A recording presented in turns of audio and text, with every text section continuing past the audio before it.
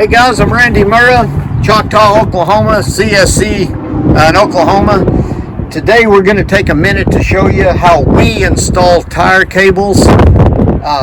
We might use them a little more than you do because we're a little farther north than most of the CSCs and we get more snow and ice. We've had real good luck using them over the years. There are a few do's and don'ts, and I'll kind of go over those. I'm going to go over how we put them on. It's real easy. The first thing we do is we back the bobtail up on a brick on the inside tire to get this tire off the ground. That way it makes it easier to put them on. You don't have to drive over the cables. You can slide them under and put them on.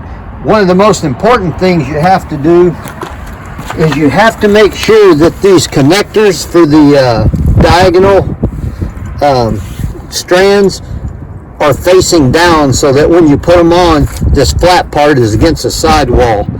I have seen people put them on backwards and it didn't rub a hole in the tire, but it cut the tire. So make sure that this flat part is against the tire, not the rib part.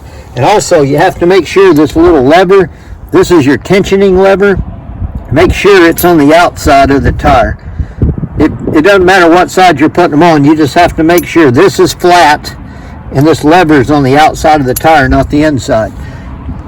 So we'll take a minute now and we'll show you how we install them. I got Lucas here, our driver, he's going to help me.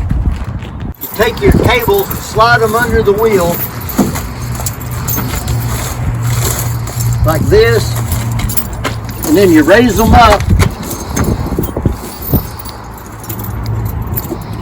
You connect this end of the chain, you just loop it into this last chain link.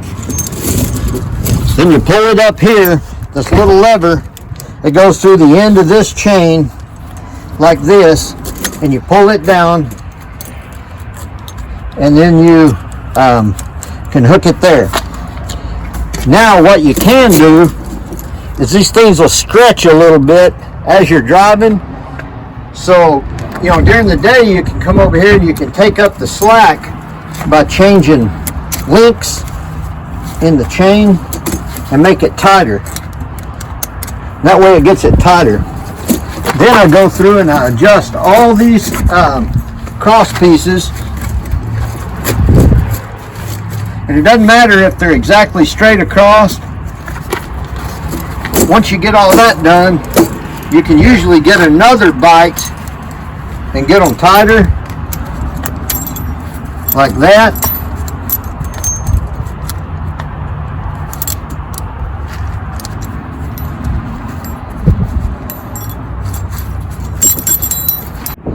Then I keep working this until I get it good and tight. Maybe able to get another, that's probably about as tight as I'm going to get it. Then I take two bungee cords. These are 24-inch bungee cords. Now they come with some little dinky cheap ones. I don't use those.